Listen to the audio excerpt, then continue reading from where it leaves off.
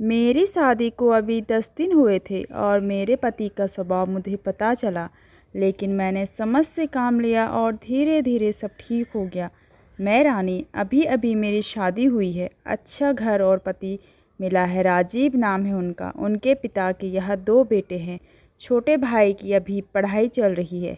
इनकी एक अच्छी दुकान है जिसे यहाँ पापा जी और मम्मी जी संभालते हैं। शादी को अभी मेरे 10 ही दिन हुए हैं और मैं अपने आप को बहुत खुशकिस्मत मानती हूँ, क्योंकि मुझे बहुत प्यार करने वाला पति नसीब हुआ है। सास ससुर तो पति से भी अच्छे हैं। अभी अभी शादी हुई है तो ज़्यादातर घर पे ही रहते हैं। दुकान अभी पापा और मम्मी संभाल रहे हैं। शादी को अब 1 महीना हो गया था। इनका अभी भी दुकान पर जाना वैसा शुरू नहीं हुआ। कुछ देर के लिए जाते हैं और फिर वापस आ जाते हैं। सुबह पापा जी ही जल्दी उठकर दुकान खोलते हैं और देर रात तक वही दुकान पर बैठते थे। मम्मी जी उनके लिए खाना ले जाया करती थी। यह दिन भर मेरे पीछे ही घूमते। मैंने इन्हें बोला कि अच्छा नहीं लगता, अब आप रेगुलर दुकान पर जाना शुरू करिए, वरना पापा मम्मी कहेंगे कि मैंने आपको कंट्रोल कर रखा है। उन्होंने बोला, ऐसा कुछ नहीं होगा, वो सब बातें तुम मत सोचो। एक दिन हमारे कमरे की नल की टंकी खराब हो गई तो हमारे बाथरूम में पानी नहीं आ रहा था, तो मुझे नहाने के लिए हाल के बाथरूम में जाना पड़ा। मेरे पति तब सो रहे थे। मैं बाथरूम में नहाने गई।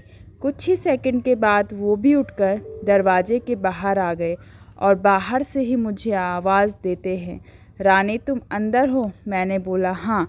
अपने रूम में पानी नहीं आ रहा था, इसलिए मैं बाहर आके नहा रही हूँ। फिर जब तक मैं नहाकर वापस नहीं आए तब तक वो दरवाजे के बाहर खड़े रहे। ऐसा वो रोज़ करने लगे।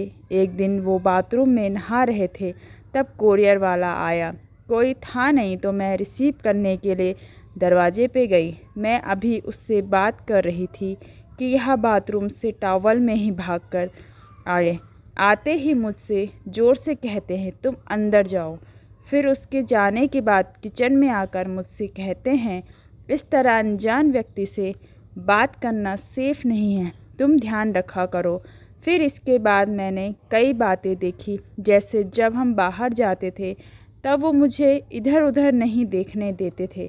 कहीं खाना खा रहे होते थे तो मेरी नज़रें कहाँ हैं, मैं किससे देख रही हूँ, देखते थे। बार बार अपनी जगह बदलते रहते थे। मेरे पति का यह स्वभाव मेरे सास ससुर भी देख रहे थे। एक दिन पापा ने उन्हें दुकान के काम से बाहर जाने को कहा तो उन्होंने मना कर दिया। फिर पापा को ही जाना पड़ा। वो बस मेरे पीछे ही रहते। फ़ोन पर मैं किससे बात कर रही हूँ, मेरे फ़ोन में नंबर और मैसेज भी चेक किया करते। यह सब देखने के बाद मैंने सोच लिया कि अब उनसे बात करनी होगी। इसलिए फिर एक रात मैंने उनसे कहा कि मैं आपको कैसी लगती हूँ। वो बोले, बहुत अच्छी। मैंने कहा, आप मुझ पर विश्वास करते हैं? वो बोले, क्यों, क्या हुआ? मैंने कहा कि आप जो यह सब कर रहे हैं यह ठीक नहीं लग रहा है। मैं चाहती थी कि मुझे बहुत प्यार करने वाला पति मिले। आप बिल्कुल वैसे ही हो जैसे मैंने सोचा था, लेकिन आप बहुत ज़्यादा पजेसिव हो। क्या आप मुझ पर शक करते हैं? क्या आपको लगता है मैं आपका भरोसा तोड़ूंगी? वो बोले, नहीं, ऐसा नहीं है। फिर मैंने कहा कि आपसे अच्छा पति मुझे नहीं मिल सकता, लेकिन आपको अपने पर थोड़ा नियंत्रण और मुझ पर थोड़ा विश्वास रखना होगा, वरना यह आगे चलकर हमारे लिए ही झगड़े और लड़ाई का कारण बनेगा।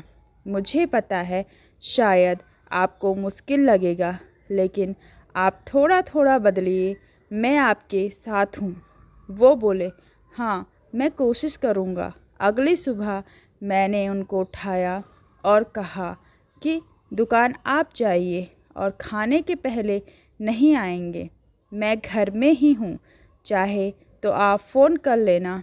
वो जैसे तैसे मन मार कर गए, कभी रूठ कर तो कभी प्यार से। धीरे धीरे उनकी आदत में सुधार की कोशिश कर रही हूँ। मैंने एक पति ही अगर पति को नहीं समझेगी तो कौन समझेगा। बहुत हद तक मैंने उनका स्वभाव बदल दिया। बात को बढ़ाना नहीं, बात को किस तरह सुलझाया जाए यह सोचना चाहिए।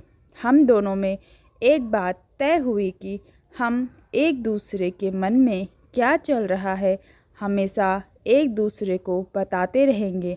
बात नहीं करना, अपनी बात मन में ही रखना किसी समस्या का हल नहीं होता है।